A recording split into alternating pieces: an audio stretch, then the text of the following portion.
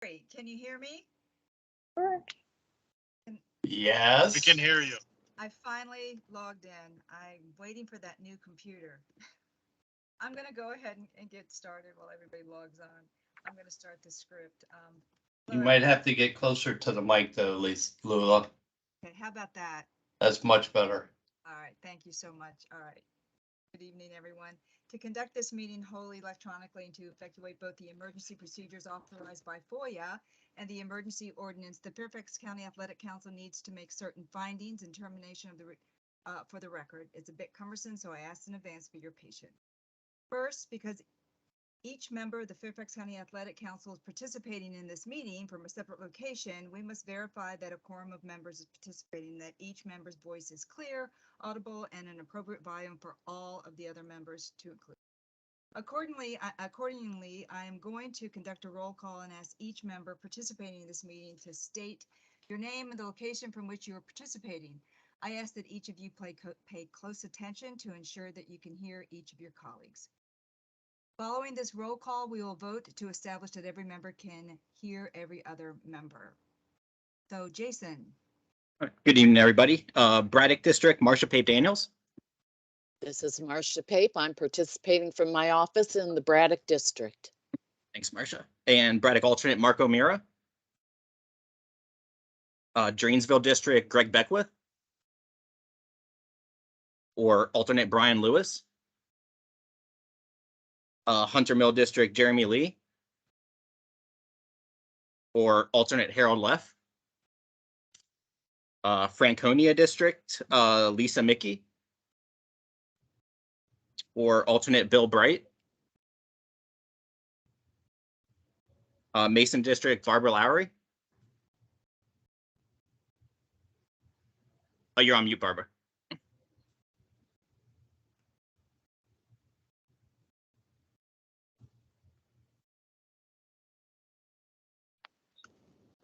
Looks like you're still on mute, it looks like. Yeah, but it's an audio mute, Barbara, so we can't hear you to confirm that you can participate. Do you see it? I've got it. Yeah, you can hear me now. Yep. I'm here. All right, cool. Thanks, Barbara. Mount Vernon District, Lester Munson. I am here in my home in the Mount Vernon District. Thank you, sir. Mount Vernon alternate, Bob Kirk. Providence District, Kelly Egawasawala. Springfield District, Mike Thompson. Yep, I'm here from my office in Alexandria. Thanks, Mike. Springfield alternate, Mark Hilbrun. Sully District, Gary Flather. Gary Flather here from my home in Sully District. Thanks, Gary. Sully alternate, Mark Abbott. I'm here in Chantilly. Thanks, Mark. Diversity at large, Mark Fernandez. Or alternate, Eric Sohn. Oh, here at Chantilly office. Awesome. Thanks, Eric. Member at large, Catherine Quinn. I'm here from my home in Reston. Thanks, Catherine. Alternate, Anne-Marie Swope. She emailed me. She will not be here. Town of Clifton, Jeff Stein. Town of Herndon, Roland Taylor. Town of Vienna, Tom Hanson. I'm here in Vienna. Thank you, sir. Baseball Council, Rob Honey. I am here in transit. I believe I just crossed over from the Sully to the Springfield District. Thanks, Rob. Basketball Council, Steve Bergstrom. Or alternate, Stu Clark. Fast pitch softball, Susie Williamson. Or alternate, Ryan Buchanan. Football Council, Mark Miena. Or alternate, Ted Hollingsworth. Lacrosse Council, Marianne Wagner. Or alternate, Dave Paddock. Slow pitch softball, Christine Idup. Soccer Council, Lula Bauer. Here in my office in Alexandria. And soccer alternate, Trish Moxie. Here in my home in Springfield. Trish. Volleyball Council, Rob Bailey. Women's sports programs, Jenny Cantwell. or alternate Hillary Richardson. Yes, Hillary is here from her home office in Reston. Thanks, Hillary. Fairfax County Park Authority, Mike Thompson still here. Dan Sutherland. Yes, I'm here from my home in Bristow, Virginia. Thanks, Dan. Fairfax County School Board, Megan McLaughlin. Bill Curran. I'm here from the 1970s. You can see behind me in my basement in Fairfax. Thanks. FCPS Vicky Garner. Yeah, I'm here from Gatehouse. Thanks, Vicky. And Paul Hatcher. Paul. I'm here from. Paul is? I'm here from Centerville. Okay. Awesome. Thanks, Paul. And Neighborhood and Community Services, Lloyd Tucker. Keisha Dodson. I'm here from Centerville. Thanks, Keisha. Karen Navisato. I'm here from Leesburg.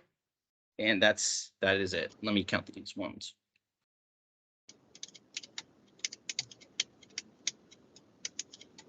We've got 13, so I think we're good by one. Is that correct, Mike Thompson? Do you know off the top of your head? Yeah, I think that's correct. Okay. How many was it? 13 total. Yes. Okay. Yeah, because it's 24 on the council. All right, cool. All right, good to go. Or 25. Very good, thank you. So at this point, I'll pass the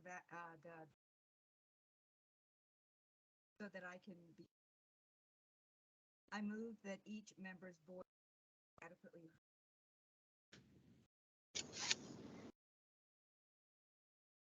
Can't hear you, Lula. Yeah, can I be a pain in the butt and just say that you can't hear her at all now?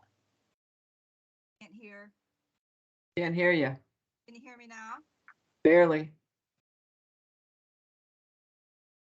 At this point, I'd like to pass the virtual gavel over to Gary Flather so that I can be heard to make the motion.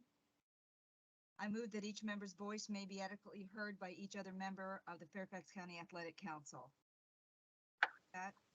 Do we have a second? Sure, I'll second Mike Thompson. Thanks, Mike. Any objections? Motion carries. Second, having established that each member's voice may be heard by each other member, we must establish the nature of the emergency that compels these emergency procedures and that the fact that we're meeting electronically. What type of electronic communication is being used and how we have arranged the public access to this meeting. Therefore, I move that the state of emergency caused by COVID-19 pandemic make it unsafe for the Fairfax County Athletic Council to physically assemble and unsafe for the public to physically attend any such meeting, and that such FOIA's usual procedures which require the physical assembly of the Fairfax County Athletic Council and the physical presence of the public cannot be implemented safely or practically. I further moved that the Fairfax County Athletic Council may conduct this meeting electronically via Microsoft Teams and that the public may access this meeting by calling 571-429-5982. Conference ID is 129-543-06#. Is it so moved? Mike Thompson seconds. Any objections? Motion is approved. Finally, it is required that all the matters addressed on today's agenda must address the emergency itself, are necessary for continuity of Fairfax County government and are statutorily required, or necessary to continue operations and the discharge of the Fairfax County Athletic Council lawful purposes, duties, and responsibility. Is it so moved? Mike? I'll do it. Marcia, second. Okay. All right, Marcia, thanks. Any objections? Motion is approved. Okay. Are there any citizens that would like the opportunity to address the council? Okay, presentation to the council. We have a presentation today. I would like to introduce to you Brittany Kara. She, her title is Child Witnesses to Domestic Violence Coordinator. She works for the Department of Family Services. She has a presentation that she would like to present to the council titled Step Up for Kids. Is Brittany on? Good evening, I'm here. Good. Thank you all. Good evening. Thank you so much for having me. All right, so I am As Lula said, my name is Brittany Vera. I work for Domestic and Sexual Violence Services, and I'm joined today by some of my colleagues and one of your very own council members. And so I'm just going to let them introduce themselves very quickly. Danny, do you want to start? I'm Danny Clone. I'm the Deputy Executive Director of Shelter House. We are a community-based nonprofit, and we provide homelessness and housing solutions to individuals, families, and victims of domestic violence in Fairfax County and Loudoun County. And Catherine?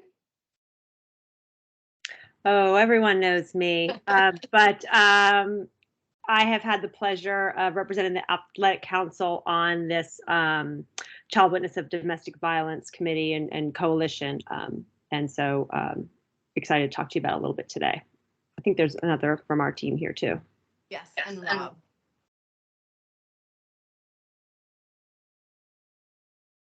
Rob, can you introduce yourself? Make sure his audio works so he can speak later. Yep. All right. I can't get the camera on for some reason. I'll work on that. But Rob Hunt, I am the commissioner for the South County Athletic Association football program located in Morton, Virginia.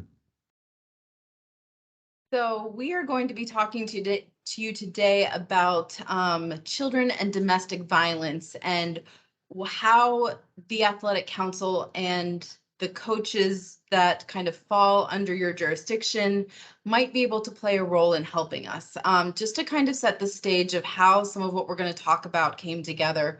We know that the COVID-19 pandemic took a toll on everyone in a lot of different ways. And one of the ways that was kind of like unseen, but a silent pandemic or epidemic that went alongside COVID-19 was the rates of domestic violence increased dramatically.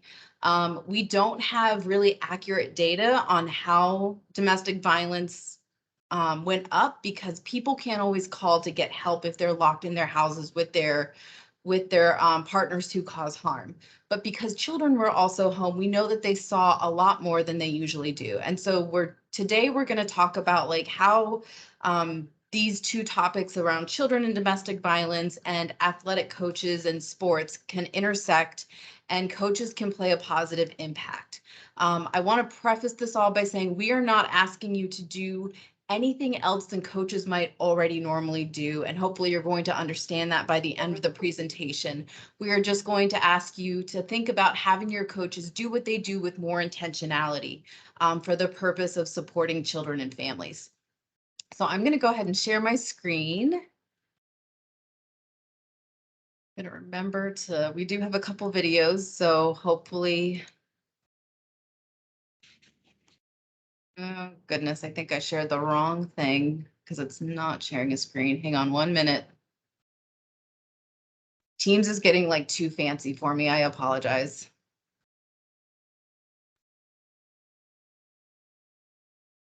Rob, we can see you now, so that's the good news. Hang on 1 second. I had it, Brittany, but it just disappeared. I know, I put it up there, but it was the wrong version of the presentation. So thank you for your patience. Although I'm going to have to remember that in the future because that was actually very helpful, the way it showed. All right. Oops, let's go back to the beginning though. All righty, so here we are. So I'm going to turn it over to Catherine to get us started. So thanks, Brittany. And I just want to preface this by saying this process for me has been enlightening, and I have learned so much, not just, as a representative of the Athletic Council, but also as a coach and just anyone who interacts with kids. So I hope you all learned something today and know that I, Chris Pulley, Brittany, Danny, Rob, we're all here to help support you online, offline, if you have questions. So I started coaching like many people because my kids were playing, and athletically I peaked in high school. So my only way to stay in the game was to continue to coach and pass along what I learned from sports. And so we as coaches really have a unique opportunity to, as frontline adults in these kids' lives, to really have a strong impact. And so not just on the kids on our team, but the community at large. And as Bill Curran likes to say, these are all of our kids. And so we wanted to kind of start today to sort of set the groundwork and ask everyone, and you can just unmute yourself and answer, or feel free to drop your answer in the chat. But why do you coach, and why did you get involved in coaching or athletics in general?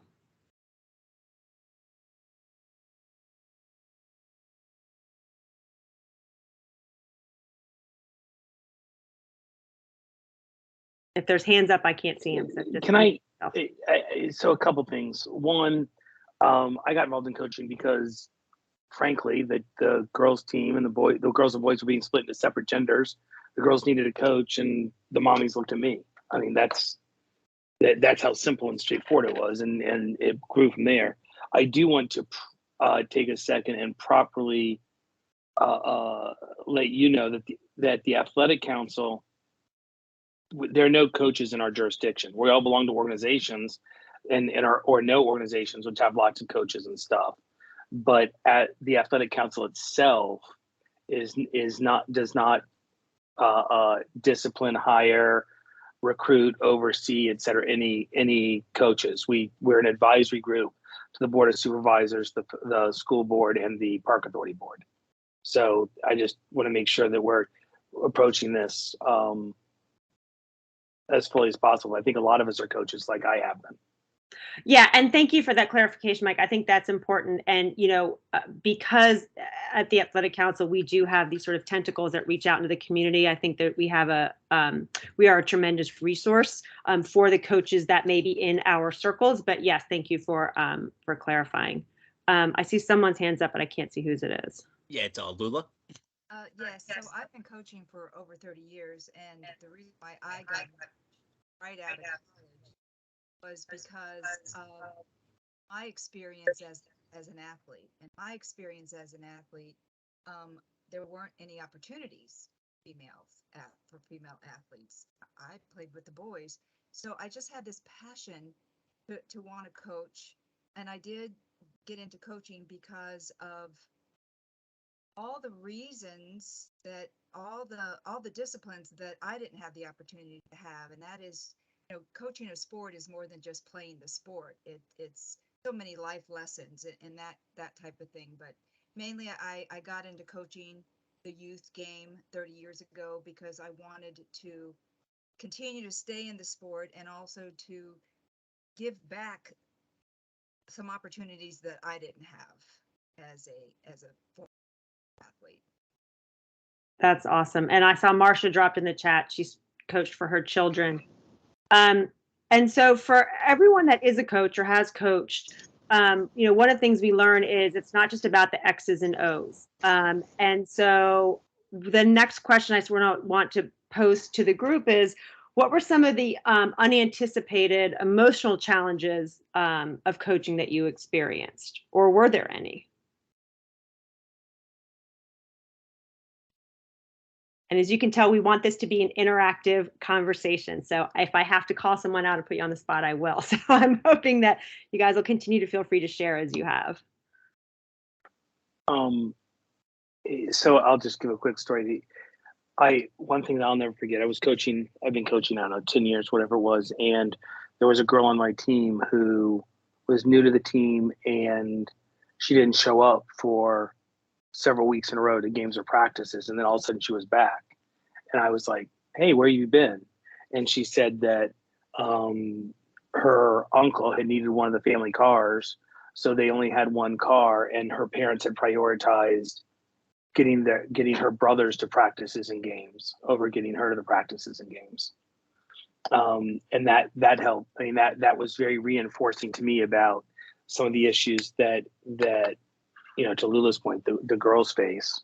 And then the quick second one, when I was dealing with much younger folks, I was the AGC of the age group, and I was watching a game, and I watched a mother get angry at a parent volunteer ref for calling her son for a handball, walk on, yank her son off the field until that parent volunteer was removed as the ref. Now, when I say handball, the ball was going and he knocked it down with his hand.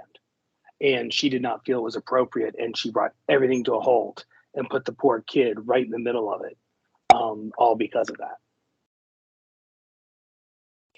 Thank you for sharing those stories. We do often see some kind of unexpected and behavior sometimes that might catch us off guard, or we don't know how to react to them. And Mike, you just reminded me of a story when I was a Girls in the Run coach. We had a girl who was always late to practice. Her mother was always late picking her up. It got very frustrating as a coach. And she started missing practices, and come to find out later that her mother was in treatment for cancer and subsequently passed away. So our children, the children we work with, are often dealing with circumstances and traumas that we're not even aware of. And so, I came across a fascinating statistic. There are about 557,000 mental health professionals in the United States, and there are over 6.5 million coaches. So when we think about the impact and the access that we have in the athletic community to help build our communities, we really are in a unique situation. So with that, I'm going to turn it over to Brittany to talk a little bit more and set the stage a little bit more. All right. Thanks for your comments, everyone. I think you're kind of catching on with where we're going around this. So to just kind of take a bit of a funnel approach, we're going to eventually get to domestic violence, but I want to acknowledge, in our work, we're always trying to bridge gaps and break down silos. And so when we do something that is helpful for a child dealing with one kind of problem, it's helpful for children dealing with a lot of different types of problems. And one of the things that we have some really good data around is something called adverse childhood experiences and how they affect children throughout the lifetime. We know now as a society that a child can be impacted by a trauma or an adversity, even though they didn't specifically witness it. Or it happened when they were upstairs or maybe at school. And there's a lot of hard things that children deal with. And in the mid-90s, there was this huge epidemiological survey done about something called adverse childhood experiences. And these are the different types of things that were studied in this survey. This was a population level survey of, I think, close to like 30,000 people in California who had access to healthcare and who were kind of like upper middle class. And the survey that they took asked them about these different types of things that they experienced in their childhood. And it also asked them about the current health issues that they were facing now. And so it asked them about verbal abuse, physical abuse, different things that can happen in the home, a separation or divorce of parents. You'll see exposure to domestic violence. And you'll think, well, there's some things that are on there that I might think are traumatic for a child, but it's important to just recognize, yes, there are other traumatic things, but these are the things that we can kind of predict. And if we can predict them, we can also prevent them. And so for every positive response that someone gave on this survey, they got a score of, let's say if you had verbal abuse, physical abuse, and physical neglect, you got a score of 3, no matter how many times that happened. And so I'm gonna just kind of, in order to kind of better share what it is that explain what we're talking about, I'm going to share a video with you, just so that you don't have to hear us talking the entire time. And this is where it gets to feel like a roller coaster because we're just going through all of the different windows on my computer. So give me 1 second.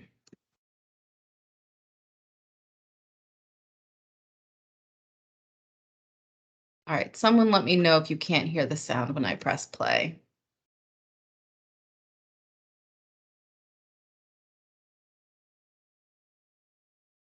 No sound.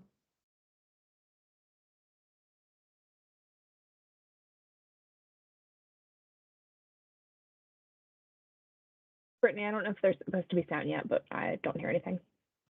Sorry. I apologize. I thought I hit the button, but apparently I did not. This is what I love about Teams. All right, here we go. Now we're cooking. ACEs stands for Adverse Childhood Experiences. These experiences can include things like physical and emotional abuse, neglect, caregiver mental illness, and domestic violence. The more ACEs children experience, the more likely we are to suffer from things like heart disease and diabetes, poor academic achievement, and substance abuse later in life. Experiencing many ACEs without supportive adults can cause what's known as toxic stress. The constant activation of the stress response system can lead to long-lasting wear and tear on the body and brain. The effect would be similar to revving a car engine for days or weeks at a time. Imagine the damage you would cause to the engine. The good news is that the effects of ACEs and toxic stress can be reduced and reversed. Early intervention therapy and education programs, like the ones offered by Kids Express, can help stop the effects before they grow with the child into adulthood. However, the ideal approach is to prevent the need for this support by reducing the sources of stress. A strong, responsive relationship with caregivers can help to buffer kids from the effects of toxic stress. And helping kids and their caregivers to build core life skills such as resilience, confidence, self-regulation, and empathy also helps children to adapt and thrive. For more information on how Kids Express helps to create a future all children deserve, go to www.kidsexpress.org.au or hit the like button on Facebook. All right, so that just gives you a little bit of an overview around what ACEs are and why they matter. We know from this study that was published, when it was published, it was so controversial that the New England Journal of Medicine asked the researchers to run the data again because they just didn't think it could be true. Because what they found was that ACEs were relatively common. And again, remember in the mid-90s, we weren't really talking about these types of traumas and adversities. And so they found 60% of the population had experienced at least one ACE, 20% of the population had experienced 3 or more ACEs, and 12.4% of the population had experienced 4 or more. We tend to call 4 the magic number when we talk about ACEs because once someone had experienced 4 or more ACEs, that was where there was a direct correlation to a decreased life expectancy by almost 20 years. Because people in this study ended up dying from things like ischemic heart disease or lung cancer, diabetes complications. It was kind of shocking. It's important to know, and it's no coincidence that the percentage of the population in this study is so close between the number of people who experienced 4 or more ACEs and the number of participants who reported their mother was treated violently. The study also found that once a child witnesses domestic violence, their chance of experiencing every other adversity on that list increases dramatically and significantly, according to the research. And so while all of those things on that list are bad and we want to prevent them, if we have to screen for one, I would pick domestic violence, right? It's easy to see how if we know there's domestic violence in the home, there's probably also a level of verbal abuse. In 30 to 60% of cases, there's also physical abuse. It's possible that someone's using drugs or alcohol to cope with what's happening in the home. If someone gets arrested for the violence, they're probably going to jail. So we're already at 5 ACEs and we could probably go as high as 8. So I want to now turn it over to Danny for her to just talk a little bit about domestic violence and how it impacts children. Brittany. So when we're talking about domestic violence, I always think it's really important to define what we're talking about. So when we're talking about domestic violence today, we are all talking about a pattern of coercive behaviors that are used by one person to gain and maintain power and control over another person in the context of an intimate partner or a dating relationship. And so the way that this manifests, or the things that you'll see when it comes to this violence and the coercive behaviors, it can include emotional abuse, physical abuse, spiritual or religious abuse, financial, verbal, sexual, and then also the use of technology and the use of children, which we'll talk about a little bit more. We also know that women, 1 in 4 women experience or are victimized by domestic violence, and 1 in 10 or 1 in 11 men. So this is an issue that affects all people, regardless of gender or gender identity. And it's also, I think, really important when we talk about domestic violence to recognize that most men do not cause harm. And so we are really eager to engage men as allies in preventing and ending domestic and sexual violence. Next slide. Okay. So when we talk about children witnessing domestic violence, it's helpful, I think, to talk about all the ways that that can happen. The most obvious is witnessing the violence occurring with their own 2 eyes, but there are a lot of other ways that children witness or experience violence.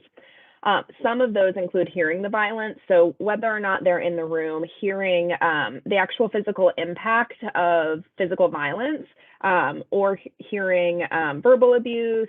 So really hearing any piece of what's occurring or any piece of that abuse.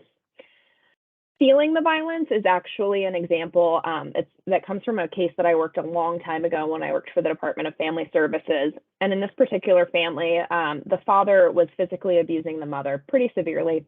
And there was a young child in the home. And prior to any physical violence happening, the father would send the child to a separate room. And she would actually put on headphones and play a video game. And so both parents felt that the child was unaware of the violence happening because she wasn't in the room when it was occurring, and she had headphones on, so she probably didn't hear it. And when Child Protective Services interviewed that child, she said that she knew that her father was physically abusing her mother, beating her mother, because she could feel the vibrations in the floor when that abuse was happening in a different room.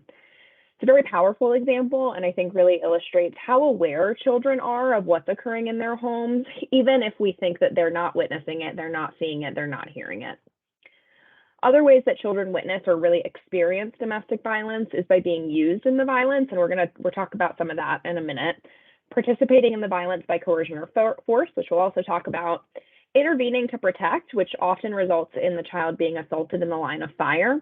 And dealing with the aftermath. So even if the child is not home when the incidents of abuse happen, they may see aftermath, or they may see signs of it, such as a bruise, a black eye, a hole in the wall, an ambulance, a police car, any of those kinds of things. And those are ways that children witness or experience domestic violence. Next slide. So some of the ways that children are used in the abuse include as a pawn to control the survivor.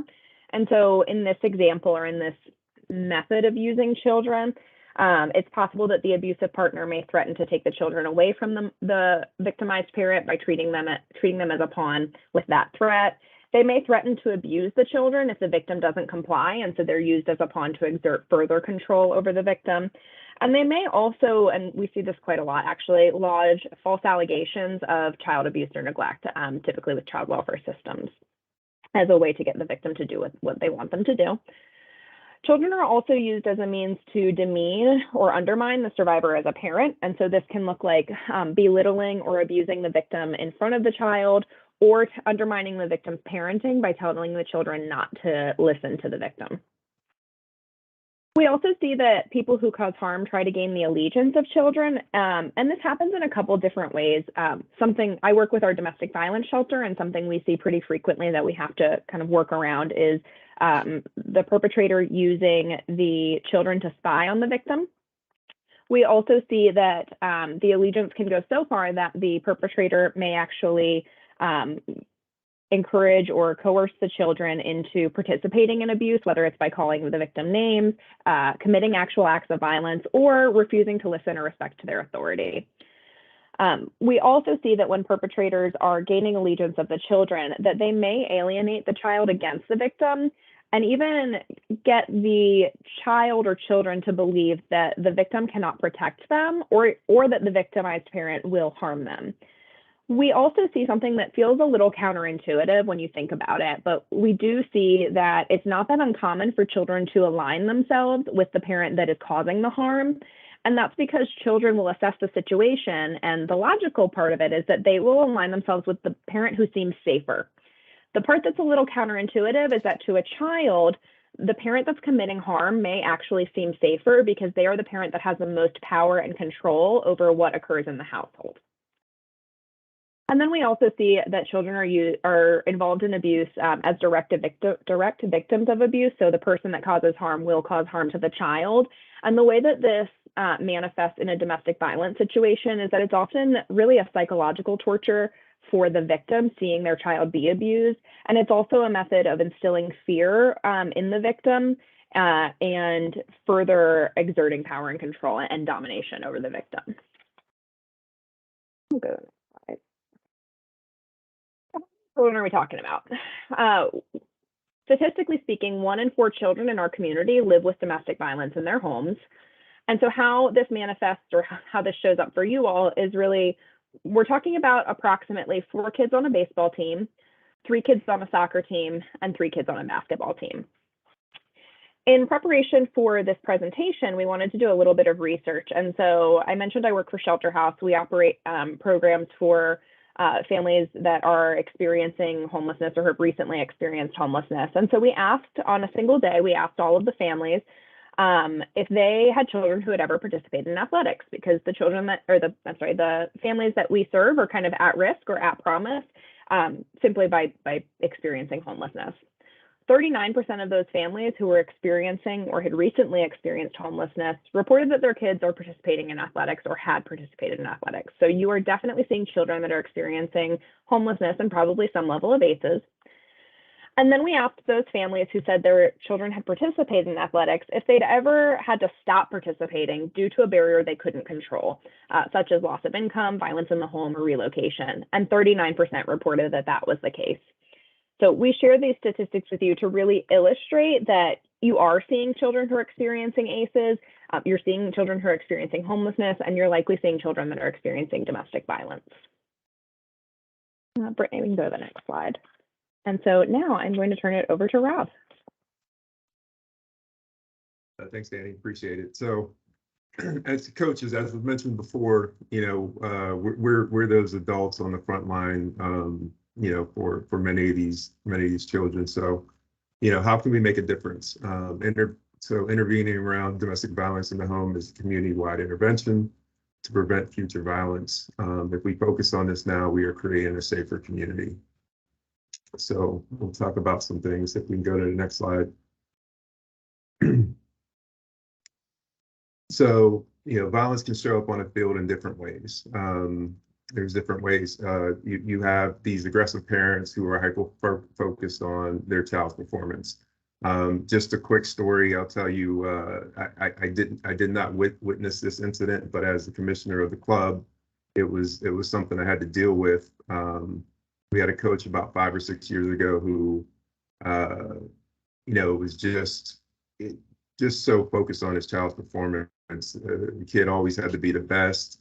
Anytime he messed up, you know, he would get mad at his son, you know, and it was just, it turned into a bad situation one day at practice where while running some drills, the player messed up the drill 3 times. The 3rd time that he messed up, this coach, his father, went over to him and picked him up and threw him to the ground. I never expected or, you know, seen that before and didn't even expect that from him, you know, even though he was, you know, just very hard on his son. Obviously, the coach was immediately dismissed, but about a year later, I was summoned to court as a character witness against that same person because the mother of that child was trying to gain sole custody of him due to that coach just being an abusive father and husband. So the only sign that we had that we were given was this hyper focusedness that he had on his child's performance and his son to be the best. So, you know, that's something now that, you know, that's always in the back of my mind that I'm always looking at, you know, and you know, if I see that, I try to, you know, just get to know the kid just to see what's going on, make sure he's okay and that kind of thing. So other things, players' mental health or behavior challenges, things like quick temper, frequent physical fighting. If athletes are resorting to aggressive type behavior to every adverse event, that could be something that he or she is learning at home. So again, you know, just something to look out for. Frequent missed practices could be an indicator. Poor performance. Is this athlete distracted by something else going on in his personal life that is affecting his or her level of play? Poor performance can also mean unexpected poor performance in the classroom as well. Last one there, the perfect athlete. Failure is not an option. An athlete who puts too much pressure on herself to perform, could be feeling that pressure from elsewhere. So, just some signs there. But that last note there, you're coaching the holistic athlete. As coaches, we are just so much more to these young kids than just teaching them X's and O's. We are tasked with molding our youth into young adults. And I think getting to know these players in a way that off the field, off the court, whatever it may be, I think it will help us identify better these types of abnormal behaviors and find opportunities to intervene where needed.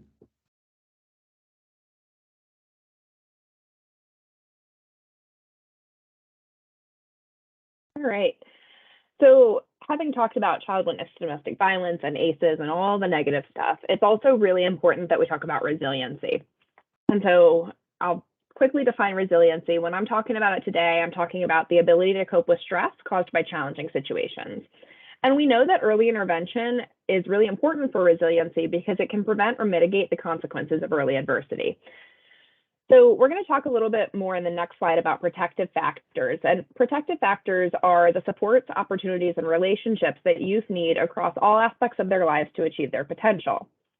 Some of you may be familiar with the Fairfax County Youth Survey. If you're not, that survey is taken by 6th, 8th, 10th, and 12th graders across Fairfax County Public Schools.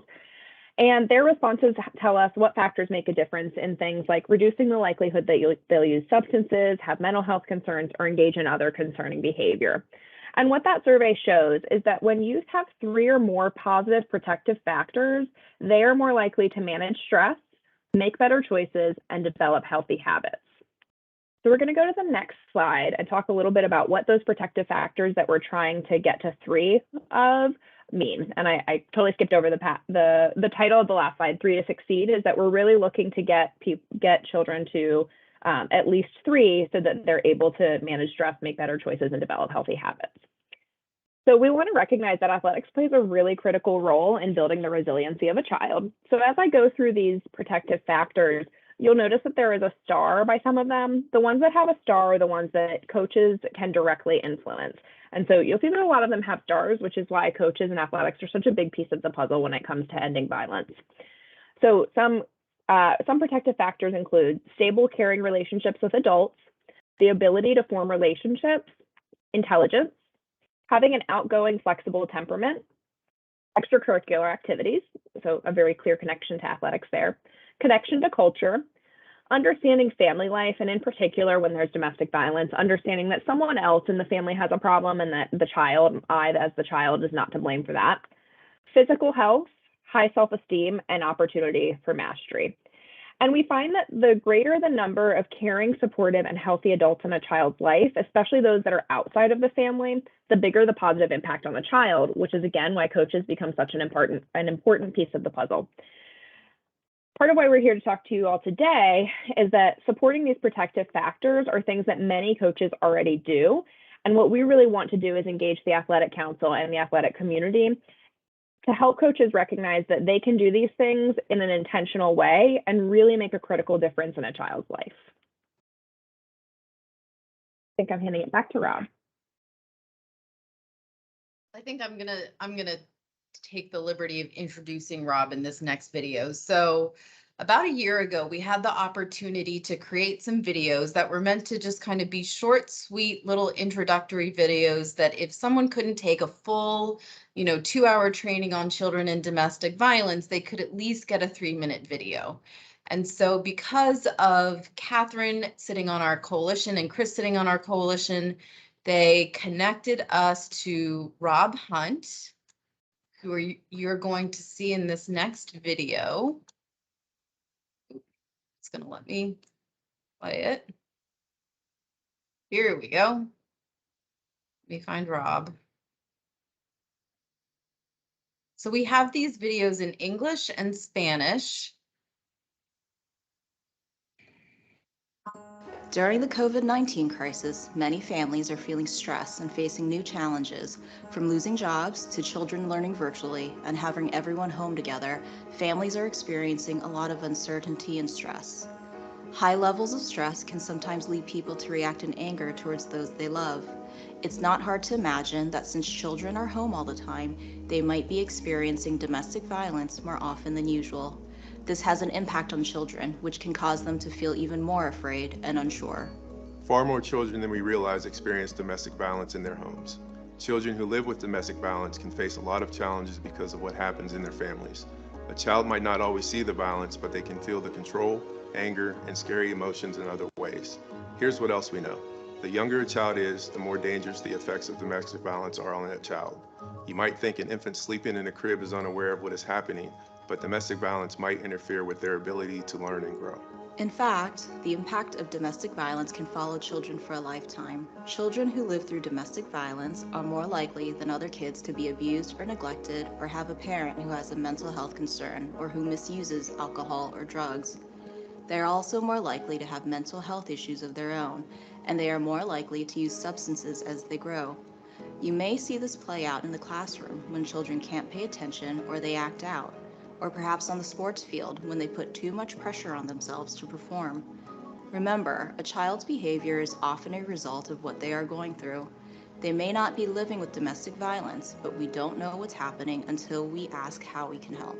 Every one of us can step up to help a child have a better future. Just one caring, safe adult in a child's life makes it more likely that a child will do well in school, learn how to solve problems without violence, and feel they have a safe place to turn. A child's chances at success only increases as the circle of supportive adults around them grows. Whether you are a coach, a scout troop leader, a daycare provider, a friend, or someone from their house of worship, if you are concerned about a child who might be living with domestic violence, tell them you are listening. Let a child know you value them for who they are and not just what they can do. If conflicts arise, teach youth how to solve them without violence or anger. By helping children have experiences where they learn to approach problems differently, you can have a powerful impact in their lives.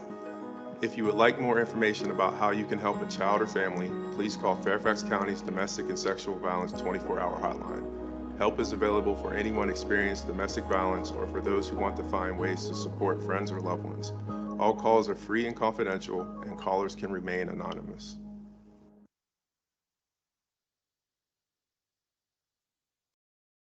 Alrighty.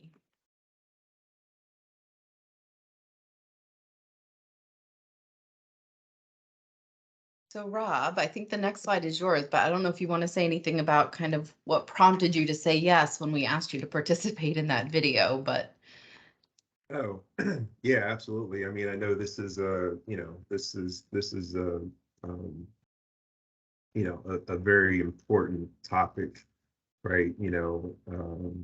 Our youth are such assets to the community, and how we mold them, protect them, teach them, will have lasting effects on what gets done down the line. So but this was something that the example that I had that I talked about earlier was one of the things too, that was I was mortified when that event took place, and so anything that I could do to kind of help spread the cause, and I was happy to do it. So yeah.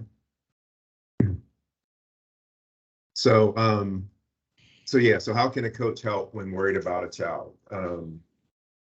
We can show coaches can show team members how to solve conflicts peacefully. So one thing that you can talk about is, like, in this day and age, social media dominates, right? And cyberbullying is an issue, and this can easily escalate situations. I like to teach them that conflicts are better resolved face to face, if in that moment the face-to-face is just too much, it's okay to say, you know, hey, you know, I need a little bit of time. I do want to finish this conversation. You know, let's finish this another time. But you know, those conflicts are better resolved in a face-to-face situation.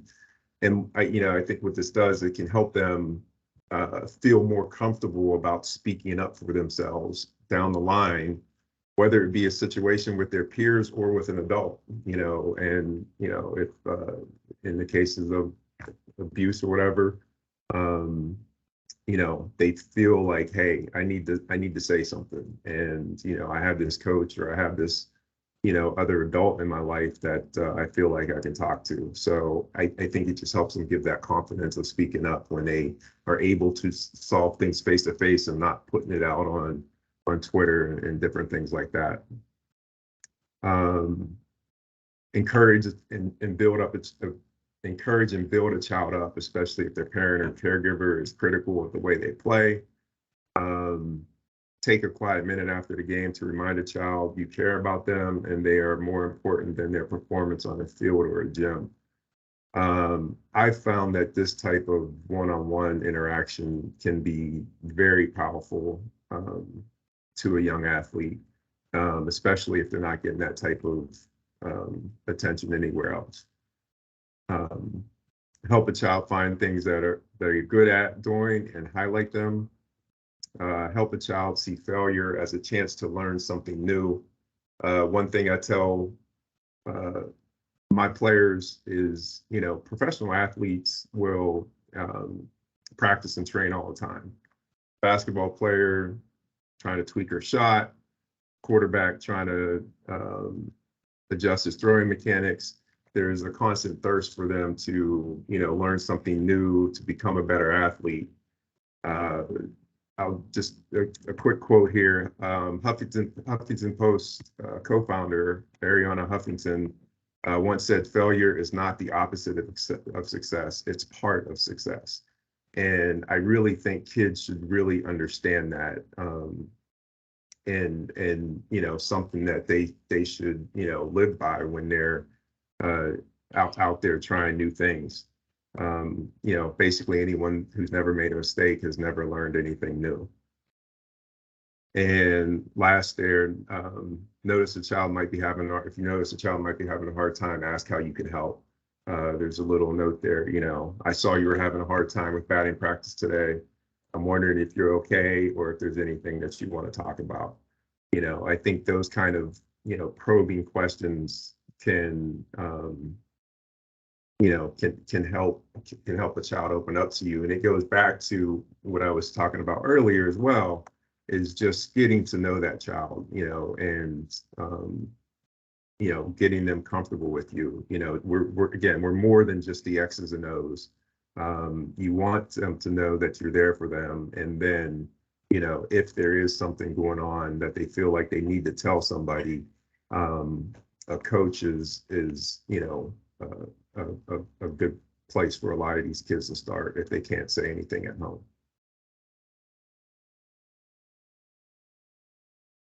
So I'll jump in on the next slide. And I just want to acknowledge we've taken a lot of your time this evening, and this is, you know, not a light subject. And so really grateful for your attention and engagement. And I promise you we're wrapping it up and bringing it all home here. So when, you know, one of the things we talk about is and you've heard already tonight, is the impact that just one person can have. And oftentimes that's a coach, but it could be a teacher. It could be a band leader. There's a lot of opportunities. And as Mike pointed out in the beginning, you know, I know you're not all coaches, and I know we as a council don't oversee coaches, but because we are the athletic community, we represent the athletic community, we're hoping that you can take some of this information and share it with the with the people with whom you interact, and if you have an opportunity to share with people who are coaches or trained coaches, that you will do so. So if you have a child, sorry, going back one second, we're not asking anyone to do anything more than just be a coach and a supportive presence. And so it's not your job to figure it out on your own. It's not your job to diagnose if there's something happening in the child's life out off the field or off the court. We're not asking you to be an expert in domestic violence or any of these traumas. We're just saying, you know, as a coach, as you get to know your kids, that you might notice when something's off. And if you check in regularly, even if something doesn't seem off, just being that constant presence and constant caring voice in their lives will set the stage for if someone is having an issue and they need someone to talk to, that they trust you. And so letting them know you're concerned, building that trusted relationship, even if they don't disclose anything to you, it makes a huge difference for them to know there's someone who cares about them. Kids often don't hear that what might be happening at home isn't their fault. And that's an important thing, I think, to reinforce as consistently as you can. If a child does disclose something traumatic is happening, that just to remind them that's not their fault. One of the most important things, I think, is to not make promises you can't keep. And I think it's also important to recognize that you should tell the child that. You know, you can say, I can't make promises, but I'm here to listen. You know, you as a coach, and Brittany can chime in on this, you know, we are a mandated reporter. So Brittany, you want to just talk about that really quickly? Yeah, so basically you're probably familiar with what that means, but if you have a reason to suspect abuse or neglect of a child, you're required to report that to Child Protective Services. You don't have to figure out what's happening, just like you don't have to figure out the DV is happening, but knowing there's domestic violence in the home and that it's impacting the child could be a reason that you need to make a CPS report. Thanks. And so, you know, this is never a one and done situation. Checking in consistently and regularly establishes that trust, reinforces that trust. And so I'm going to turn it back to Brittany to take us home here. But, you know, we have lots of resources. Our goal here is to set the stage, let you know what the issue is, that there are resources available for you and how to find them. So, Brittany. Yeah, so just briefly, I kind of want to share with the council, we've been developing these over the past couple years with the athletic council in mind, and with not just the athletic council, I should say, with the athletic community. The first thing we did was develop a series of posters. Can you all see like a poster with a baby crawling on it? I'm getting a message that sharing is paused. You can't? Okay, hang on one second. And we'll share everything after the fact too. Yeah. And by we, I mean Jason. All right, here we go. So hopefully you see a poster with a baby on it. So we have a series of posters that all say domestic violence can follow kids for a lifetime. And thanks to Catherine and her marketing skills, we had the foresight to include some student athletes in this poster campaign. So we wanted to kind of create posters that would directly speak to what children experience. So every poster kind of has this purple kid who's walked this path of domestic violence and growing up with it. And each bullet point talks about what you might see in a child, what they're more likely to experience as they grow, and how someone who's working with that child in the poster can help. So you as a coach, you as involved in someone in athletics can help a youth learn how to manage disappointment or to resolve conflict peacefully. And then you'll see that QR code will take you to a website, and that website has specific information about how coaches and athletic staff can play a difference in making, you know, a difference in a child's life who's experienced domestic violence. So it has specific examples. We worked very closely with Chris and Catherine on this. It also has resources where if you get that kid that says, actually, yes, this is happening for me, you don't have to have all the answers. You can call our 24-hour hotline to help. Catherine also mentioned being a mandated reporter. One of the things that we found was happening that people were getting this information. Children might disclose domestic violence in all different ways. And, you know, different agencies were reporting it and telling someone about it in different ways. Sometimes they would call CPS, sometimes they would call our hotline. And so we have this little resource card to make sure that everyone's taking the same approach. And it just kind of has a lot of the things that we've talked about here on the back and on the front. And then we also have additional videos in that video series that I showed you with Rob. We have one about child abuse and neglect. We have one about trauma. We have one about mental health concerns. Each video has someone from our county agencies that work on that issue and someone from the community. And so those are just short 3 to 4 minute videos that people can watch to learn what the issue is, what the resources are, and how they can make a difference. So I'm going to go back to our PowerPoint. Catherine, I think this is yours. So really what we're asking for is just to help us spread the word and share the resources. We have some ideas up here on the screen. If you have other ideas that you would like to share with us for how we might be able to get the word out to coaches and families or anyone in the athletic community, we'd appreciate those references or questions. You can drop ideas in the chat. You can send us a note offline. We just that is our only ask today is thank you for listening and for giving us all this time today to talk about this very important concern for all the kids in our community and for helping us spread this. So I'm going to just stop there, open it for questions, and thank Brittany and Danny and Rob for all the amazing work they've done. The work they do is tremendous. I saw Lula's hand and then I saw Mike's hand. Yes, thank you for that. Right, it's such an important topic, and it just really grips me. I will say that the one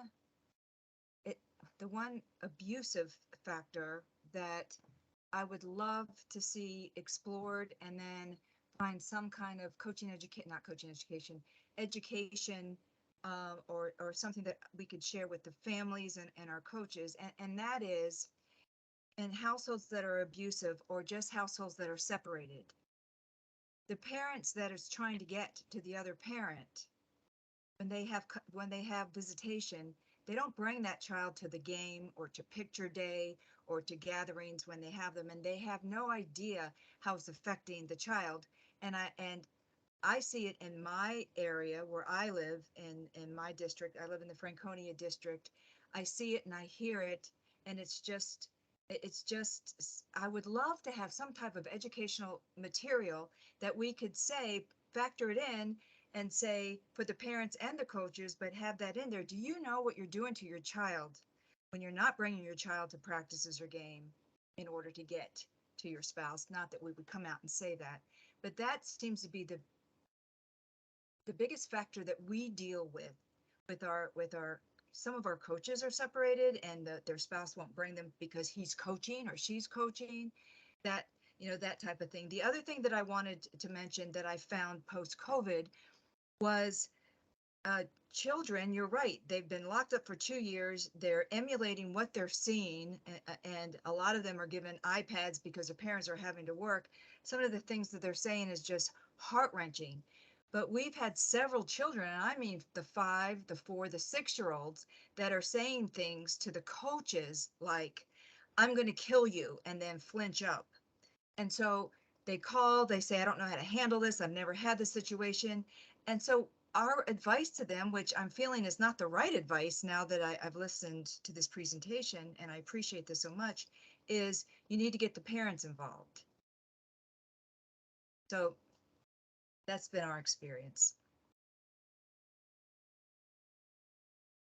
Yeah, thank you for those comments, Lula. I think you raise an important point of like, how do we package this information to get it to the parents? And that is something that we know we need to do. And it's probably next in terms of like what our action steps are.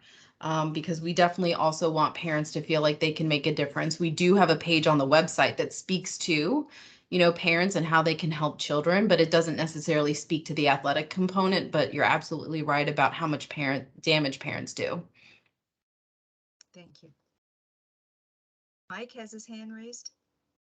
Yeah, thanks. A couple things. One, I think that one thing we may want to consider is how to take, I don't know, the whole presentation, maybe a consolidated version of it, but maybe, Karen, when we get back to more in-person things, and we call when the clubs come together, or we've had those summits in the past on a variety of topics, whether it was on kind of athletic health issues. Some's been on brain trauma, some on concussions. Anyway, we've had a variety of those things. It may be smart to think about how to integrate some kind of something like this into a module within that. So that's, I think, a good way to touch a lot of organizations very quickly. I am confused a little bit by the presentation, and I'd make a suggestion. The mandatory reporter thing is really important in that we are required by Virginia law, coaches, administrators of the recreation programs. So, you know, if you are on the board of a local youth sports organization, you are just as much a mandatory reporter as a coach. You had a slide there that was titled something like, you know, what to do when a child tells you they're the victim of domestic, or they're experiencing domestic violence. Nowhere on the list was report it. And I just think that there's some cross messaging there, in that it's hard enough explaining to coaches, explaining to administrators of programs and stuff that they have a legal requirement. That then when we're putting stuff out that says, hey, if you suspect something or somebody tells you that something's going on, here are the 5 steps to almost act like a counselor or something and interact with them, where there's a legal obligation on the books from the Virginia General Assembly that says you have to report, and not doing so gets you in trouble. So I just, as I looked through this, I thought about the fact that reporting sometimes doesn't create the trust bond that you're talking about with the athlete. But if left with the choice of me playing the role of counselor or whatever, or meeting my legal obligation, we have to let folks know that they first and foremost have to meet that legal obligation. And it's sometimes painful. It can be done anonymously or whatever. But I mean, I've lived through having to do that. I've lived through witnessing it. And it's not just abuse, it's suspected abuse or neglect. You don't have to just see, oh, you know, Johnny's mom, Johnny's dad walked up and hit him upside the head. I mean, so I think that we need to be careful when we're communicating to all of these volunteers who take on a tremendous amount of burdens and obligations in terms of the training they often have to do, and making sure that they get everything right, and that they fill out the insurance forms right, they collect the forms, and they do this, they do that. And it's really difficult. I just think we need to think from a messaging standpoint how to not mix those messages up and make sure they understand those obligations. Yeah, you raise a really good point, Mike. I'm looking at the slide that I think you're referring to, and we are very careful in how we message this, right? Because that threshold of a suspicion can look a lot of different ways for a lot of different people. Right. And to take Lula's example, right, of a child coming up and saying to a coach, I'm going to kill you. If I'm me, knowing what I know, acting as a coach, I'm probably going to go, oh my gosh, I have a lethality concern in that home, right? Whereas Lula might hear that, or you might hear that, and you're kind of like, oh, we need to get the parents involved. What's going on with this kid? Not understanding the lethal connections that might be being made here, right? So for you, that might not rise to a CPS call, but for me, that probably would. However, we also know that when we call CPS, we might not have all the information we need to make a report, right? If a child can't give you a lot of details or a lot of information, someone might decide, I can call CPS, but I don't know that they're going to take the case. So when we say, tell the child you're going to need to get other adults involved who can help, that's what we're saying, is like, you might need to make a mandatory report. And so we put something different on the slide, but we really try to say, as Catherine mentioned, really consider if you need to make a mandatory report. Well, I appreciate that. I just know that as somebody who got yanked in, like I said, got kind of pulled in sideways to coaching, and all of a sudden had all this paperwork, all this other stuff to deal with. And over time, it was, the club we made positive coaching alliance a requirement, and hey, you got to try and get this coaching license, and hey, you got to collect all these papers. But when you have a slide, and I think I wrote it down correctly, how to help when a child discloses domestic violence. It would seem to me the first bullet to any coach should be, hey, you're required by whatever it is. I think, what is it? Virginia Code 63.2-1509 to go report it. We can't sit there and say, hey, you have to be a mandatory reporter, and then come with a different presentation at a different time and say, oh, here's the warm fuzzy. I just get very concerned because this is such an important issue and such a problem that getting coaches to engage in and of itself can be difficult. And I just, for lack of a better way to say it, giving them a way out, saying, oh no, you can do this other stuff when you have this legal obligation. I just think we have to remind them of the legal obligation. That's all. If you don't mind my jumping in, Brittany, Mike, your points are all so well taken, and part of the conversations we've had offline about, we ask coaches to, do PCA. We ask them to do concussion training. We ask them to understand how to lock up the gym, on a Saturday, or notify the custodian, right? So we want to be careful about what we're asking of coaches. This, as you stated at the beginning, isn't necessarily a presentation for coaches. This is to alert the athletic community via the athletic council of some of the things we're talking about. And I'm taking in all your feedback. So I think it's really, really good. Part of what we're trying to do here is create a safe space for coaches to feel like, I don't have to be a lawyer. I don't have to be an expert in domestic violence. How do I handle this emotionally for myself if a kid comes to me? I think you're right. The first thing we need to make clear is you are a mandatory reporter and you have to report it. And I think we can, Brittany and Danny are much better at the messaging on that part. But I think this isn't an and or situation. I think it's an and but. I'm not trained in domestic violence. I'm not trained in how to talk to kids as a counselor, and no one's asking me to. But having some language and some tools and some guidance into how to react if it should happen to me, I found very helpful. And so that was sort of the theory behind that slide. Like I said, I think it should be given to it should be given to everybody. I totally agree with you. I think it's important. It's the messaging piece that I think you bring up a great point. So thank you, Mike, for that. Thank you. Very impactful, very interesting. Appreciate the presentation. Appreciate your work. So thank you all so incredibly. Are there any other questions? That was amazing. So thank you so much for your presentation. We appreciate it. Thank you Lula, so much for having us. Yes. this is Marcia. That was a really good presentation. There was, going back to when I coached, and I coached boys. My son was on the team, he and his friends. I was a little uncomfortable with telling coaches to say to a child, you can always talk to me, you can always come to me, I'm here for you. It all has to be done very publicly with other people around. I was just thinking of some of these things, and oh wow, I would never have done that because I didn't want to open myself to any allegations of inappropriate behavior.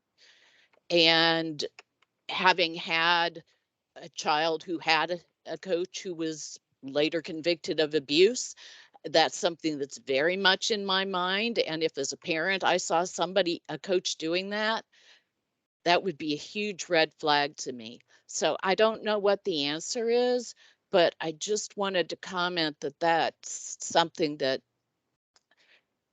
concerns me a little bit. And that coaches, while they can be very important and many of those things, they just have to be very cautious and careful in their approach.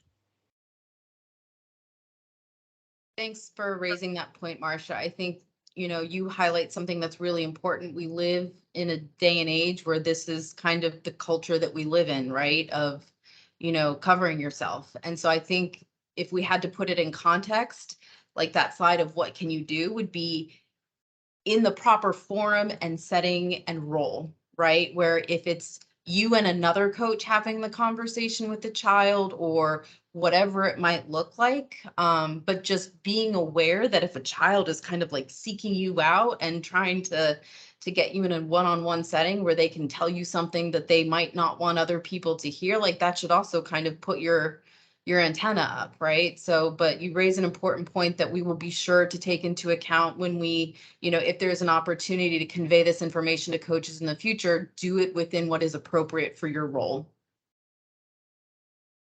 Thanks. Thank you. Great advice. Okay, we're going to go ahead and move right along. Thank you so much for coming this evening. We appreciate it. Thank you. Welcome. All right.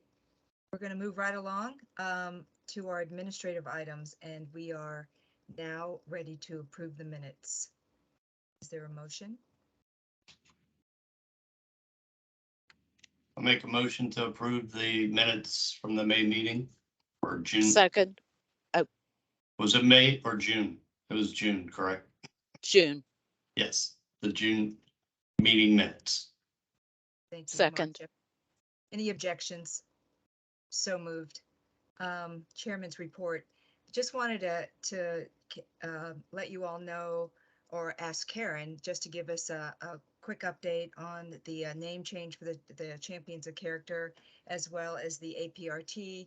I know everybody's on vacation. She's trying to get everybody together in terms of their schedules. So Karen, if you just want to briefly let us know where we are with that.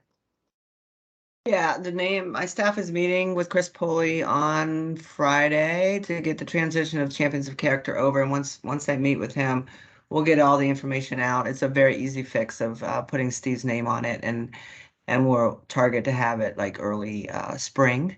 We'll reconvene the Athletic Council Committee on that one. So that one's moving.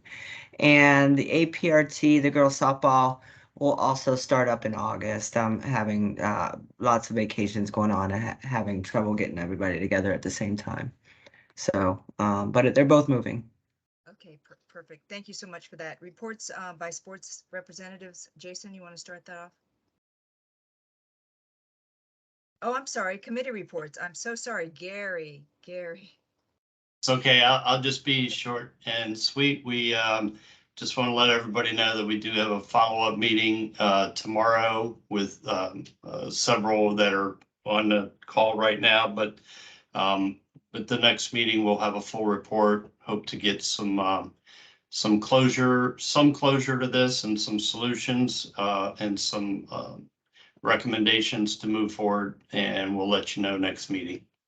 Good. Thank you for that. Jason, sports representatives. All right. Baseball council, Rob? Rob had to leave. Oh, okay. Nobody's here. Let's keep going. I think it's soccer council. Lula and Trish? I'll go ahead and start off with the soccer council. Right now, the permits are out. People are finalizing the travel program. Recreation soccer is everybody's registering. The fees for VYSA post-COVID did not go up, but they are decreasing them in order to help out all the clubs, as well as everybody is now starting to schedule with their leagues, and we're holding our breath that the permits that we received will not change. So that's where we are with that. Trish, do you have anything to add? Nope, that's the same with us. Thank you. I don't believe any other sports are on Lula, so. Okay, very good. Matter of interest. School board. Vicky? Oh, Lula, come on. I've been around for 20, I've been here for 15 gonna say, years. Bill, I you're love me some first. Vicky, but Bill, come on. I didn't recognize you with that beard. Sorry. Come on. Yeah, like I said, I went back to the 1970s in my panel covered basement here to make it all work. And I love Vicky, but I got a list, man. I hopefully we can jump in on this. real quick. Hey, first off, we have a new name this year. You know, my office, we've had some staff changes. Let everybody know we're back in March that Melody was leaving. Melody left. We're able to reorganize a little bit, kind of divided activities and athletics into 2 separate positions. And so we're able to hire Tom Horn, who's here. Tom, say hi so you jump to the top of the list. Actually say it so you jump on the list of the. I'm saying hello, so I'm on the top of the list now. There you go. So everybody can see Tom. Tom came to us from Fairfax High School, where he's been in the ADSA, a coach, a teacher for the last 6 years. Prior to that was with Falls Church City in a multitude of roles as everything from division counsel to football coach to athletic director there. So he is a product of Fairfax County, graduate of Marshall High School. So we welcome Tom on board. He'll be kind of, if there's sometime I can't make it, specifically for my office, it'll be Tom or Fernando that'll attend the meetings in my stead for my office side of things. So other than that, we have start of fall coming up. We actually start next week with golf, and then August 1st, all the other fall sports start practice. Golf goes very quick. We turn that right back around and start competition within about a week. I mean, Tom and I were just looking at this, and I think we start Thursday, and the next Thursday we start competitions on golf. So we kind of run pretty fast on that. Megan was not able to be here. I did speak to her today regarding the meeting. She wanted me to point out that she's very happy that it was put on with the continuing budget item. The outdoor stadium bathroom funding piece was included there. That comes to a vote on September 1st by the school board. Board of Supervisors taking the same action, but on our side of the school board, it was included with the use of the carryover fund. I think it was $7.5 million total to construct the outdoor bathrooms at all of our stadiums. So that's a big win. Just keep our fingers crossed that September 1st that comes to fruition. I was on a call with the executive director of the Virginia High School League, Billy Hahn, who is a member of, who's part of a work group with VDOE and the legislature down in Richmond. They're looking at background checks. And apparently there's a legislature that wants to push forward a legal requirement that all recreation and youth organizations and things like that require background checks for their coaches. I know this body has addressed that. I know that there's some action that's been taken, and NCS has certain expectations and requirements with that with regards to registering permits and things like that. What I'd like to do though is if you have any feedback, you'd asked if there's any feedback or anything like that, anything you want to share, please just send me an email. I think most of you have it. It's pretty simple. Just WG Curran, CURRAN at fcps.edu. Send me an email and I'll share that with Billy. He said they're really kind of going down the road that it would be similar to what we sort of do, where that would be reported to whatever the issuing body that schedules and handles the fields in other jurisdictions. They want to make sure, he said they want to be very careful that they don't make this some sort of unfunded mandate that falls on youth organizations and community groups and recreation programs. And so they're kind of trying to find that sweet spot. So please feel free to email me anything, any thoughts you have on it that I can just forward to Billy, and he would love that sort of appreciation. And then finally, before I turn this over to Vicky, I know we have some of our Park Authority friends on here. I know we have Mike Thompson and I think Dan Sutherland's on here from the Park Authority. So I have to raise an issue, unfortunately, with that group. And as you know, I don't like to do that. I like to keep this pretty light. I played in the Duffers Classic at Twin Lakes for the last several years, 10 years. I've been fortunate enough for the last 2 years to have my daughter play with me in that. She's a much better golfer. She's the one who, actually my daughter who played at basketball at University of Pittsburgh and things like that. And Park Takes came out and she's on the cover. Oh my gosh. So Mike, I want to know where my royalties are. She's on the cover in that tournament. We're paying her directly. She didn't want you to get a cut. No, she was in my foursome. She was playing with me that day. So I want to know why my daughter's on the, no, they've been using that picture all over the place because my daughter's just great. My son played with us too. So the two of them together have lots of big smiles. So just sharing the fact that, yep, my daughter's on the cover of Park Takes. So if you got your Park Takes, yep, you've seen my daughter Jasmine, who is on her way to becoming a firefighter in Fairfax County. So she's doing big things. So thought that was pretty cool. Mike, we'll forego any of the royalties. I'll let you just have it. All right. Let's call it even. Thank you, sir. Can I get her autograph at some point? Sure. We'll autograph copies for you. No problem. Thank you. We'll frame it up. You can put it right up there in Park Authority offices and things like that. All right. Well, that's it for me. Tried to buzz through that real quick. I'll turn this over to Vicky. I know she has some real business to do. So I'll turn this over. Well, how can I follow celebrity spotting? I mean, how can I do that with with your daughter. I just don't know how I can follow that. Before I get into what I need to say, I want to thank the presenters for the presentation. I thought it was very enlightening. As being a coach myself for 15 years in the county, I've seen lots of those scenarios too around, and it just breaks my heart when the kids are put in the middle of whatever their parents are going through around. And I had quite a few of those kids on my teams around. Couple things, we've had meetings galore, which is good in communications. We had a meeting today. We had a meeting with Bill Kern and some of the DSAs a couple of days ago. My days are all run together, so sorry about that. We have a meeting tomorrow with another select group to discuss the issues. We're getting lots of great feedback around. Tomorrow in more detail, we're going to discuss the recommendations that community use has already engaged upon and will be engaged upon. So I don't want to get into too much of the weeds because that'll be more of a concentrated conversation tomorrow. I do want to put out that we are having our August is training month for community use. Always has been, always will be. It's a full month of that. Our first PTA independent contractor training, which also includes all the camps, any kind of activities that the athletic groups have for that coordinate with the PTAs. I think there's quite a few of them for summer leagues, clinics, camps. Should probably attend. We'll be sending that out. It'll be virtual. So that way our folks everybody can pop on and get a little bit more idea about community use, FS Direct, what our regs are, and how to engage in that kind of training to move forward. Again, I'm going to say my big ones for tomorrow night, other than the fact that tomorrow afternoon, 1 o'clock. It's been a long day. So, but I think we're making some great progress. We've had 2 or 3 meetings with NCS in the past few weeks that have been extremely productive. I think we're making some strong headways, and I feel very positive about it. So with that, Paul, do you have anything else you want to turn in? I think you're on here. Yeah, I'm here.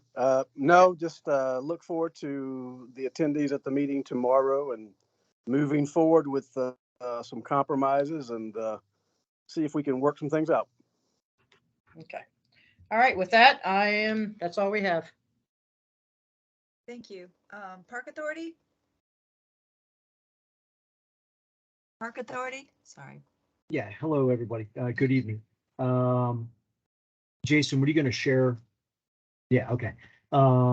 Jason's bringing up the list of projects we have going on in the parks on the fields. Actually have it up as it comes up. I'll go ahead and hit on it. So Patriot Park North, as you will see, is about 65% complete.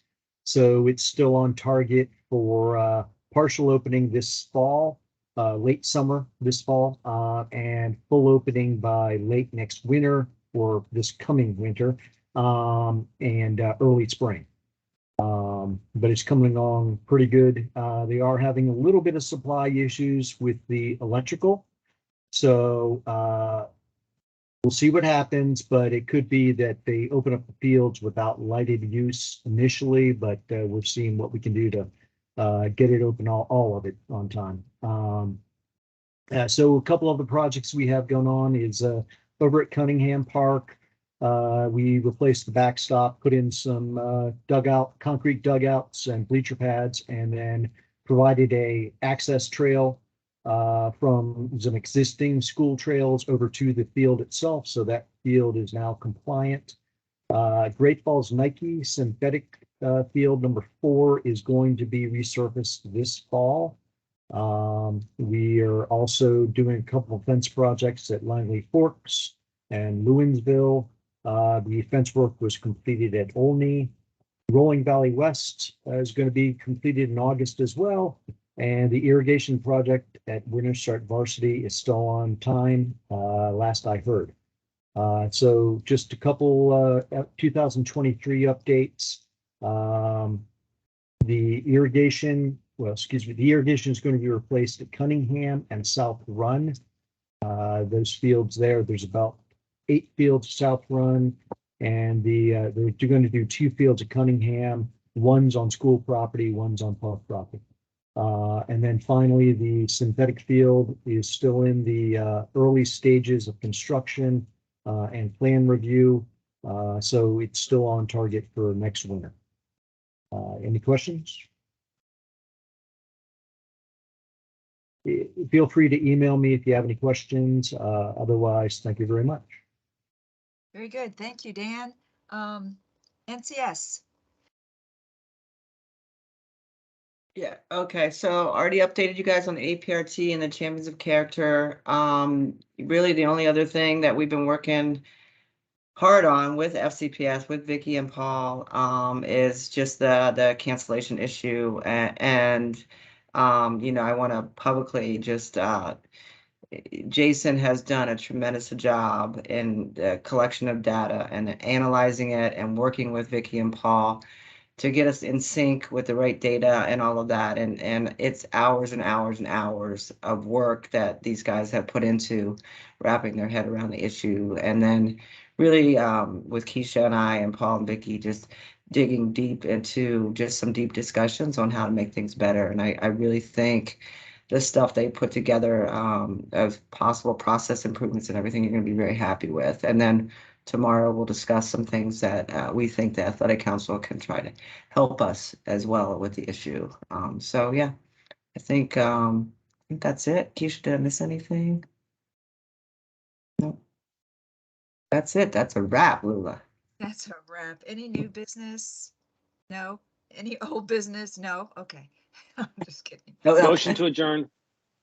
Second. Any objections? So moved. This Right. was a great meeting. Thank you, everyone. Have a good night. Good night, everyone. Good night. Good night. Thanks, everybody.